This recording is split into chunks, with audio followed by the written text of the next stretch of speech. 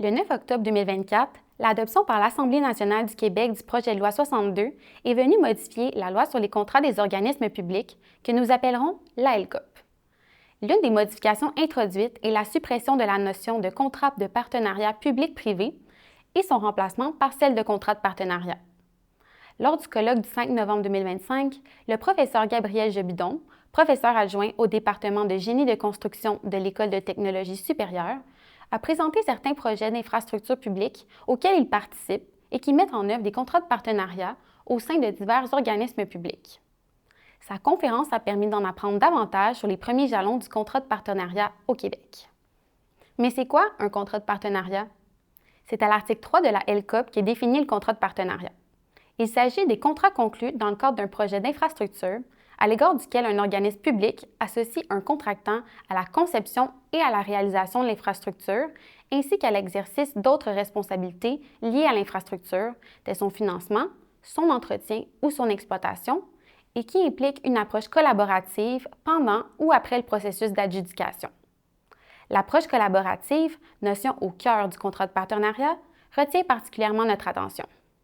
D'abord, sans offrir de définition de la notion d'approche collaborative, la LCOP précise néanmoins qu'une approche collaborative, dans le contexte d'un contrat de partenariat, peut notamment comprendre la tenue d'ateliers bilatéraux en présence d'un vérificateur de processus, une mise en commun des ressources et des informations liées au projet d'infrastructure, ainsi qu'un partage consensuel des risques et, selon le cas, des économies générées ou des gains réalisés, et des pertes subies pendant la durée du contrat en respectant la qualité exigée.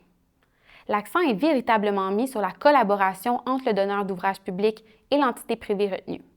Ils sont vus comme des partenaires avec des intérêts alignés qui doivent mettre en commun leurs ressources et partager librement les informations dont ils disposent.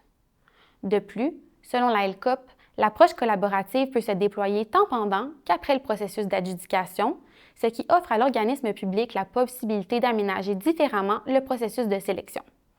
En introduisant la notion de contrat de partenariat à la loi, le législateur cherchait à innover et à promouvoir de nouvelles façons de réaliser les projets de construction de grande envergure.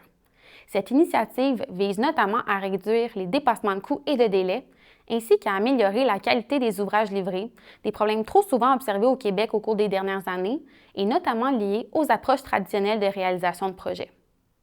La réalisation de contrats publics est trop souvent associée à une approche adversariale, marquée par la perception que les entrepreneurs cherchent à faire le plus de profit possible et que les donneurs d'ouvrages, quant à eux, cherchent à payer le moins possible. Suivant les approches traditionnelles de réalisation de projets, les risques du projet sont strictement répartis entre les parties et le prix de l'ouvrage est fixé en amont. La coopération requise des parties est limitée.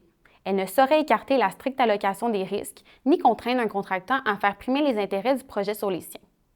Le contrat de partenariat opère ainsi un virage.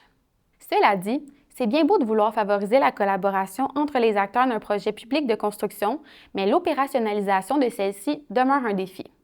Comment traduire en termes contractuels et en mesure de gestion les exigences d'une approche collaborative pour la réalisation de projets d'infrastructure? Comment déterminer si une personne satisfait ou non à son obligation de collaborer dans le contexte précis d'un contrat de partenariat? Quelles sanctions devraient être prévues?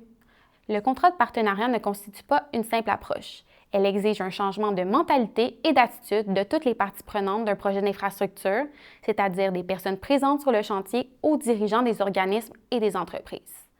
Pour en connaître davantage sur une deuxième notion qui, tout comme l'approche collaborative, est au cœur du contrat de partenariat, soit le prix cible, nous vous référons à la fiche synthèse de la conférence du professeur Jobidon, disponible sur le site web du CRECTO.